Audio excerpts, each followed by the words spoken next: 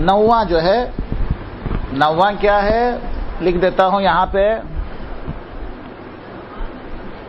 شکل نماز ختم ہو جائے، نماز کی شکل ختم ہو جائے، یعنی ایک ایسا کام کرے جس کے بعد نمازی کی شکل و صورت اس کے اندر باقی نہ رہے.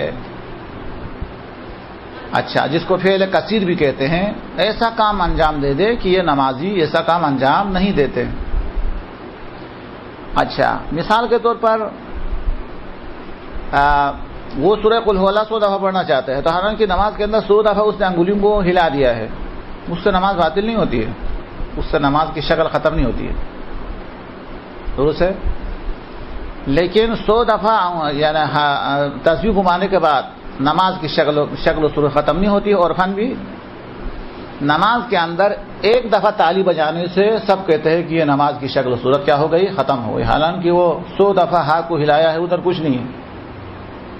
تالی بجانے سے کیا ہوتا ہے تو ظاہراً گنتی تو ایک تالی ہے، لیکن یہ نمازی جو ہے نماز کے اندر یہ کام انجام نہیں دیتے ہیں. یہ تالی بجانا ایک ایسا کام ہے کہ دیکھنے میں تعداد کے لحاظ سے تو یہ چھوٹا کام ہے، لیکن نماز شکل و صورت کے لیے یہی بڑا کام ہے.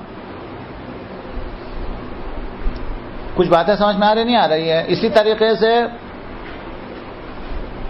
ہاتھ سے جو ہے کوئی اور بہت سارا کام کرے، حرج نہیں ہے. نماز کے اندر تو عجیب عجیب واقعات بھی ہے.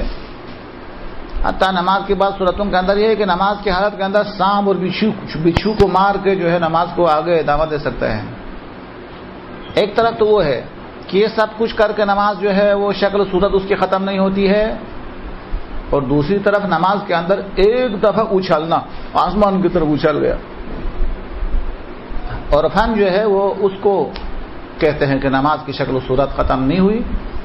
ایک دفعہ اچھلنا کودنا یہ بھی سمجھ میں نہیں آیا. تالی بجانا، ایک دفعہ نماز کے اندر اچھلنا، یا اس کے بعد جو ہے نماز کے حروف کے درمیان میں اتنا وقفہ ڈالنا کہ نماز پڑھنے والا اتنا وقفہ زیادہ نہیں ڈالتے جس سے نماز کی شکل و صورت ختم ہو جائے. اور بھی مثالیں آپ خود دے سکتے ہیں.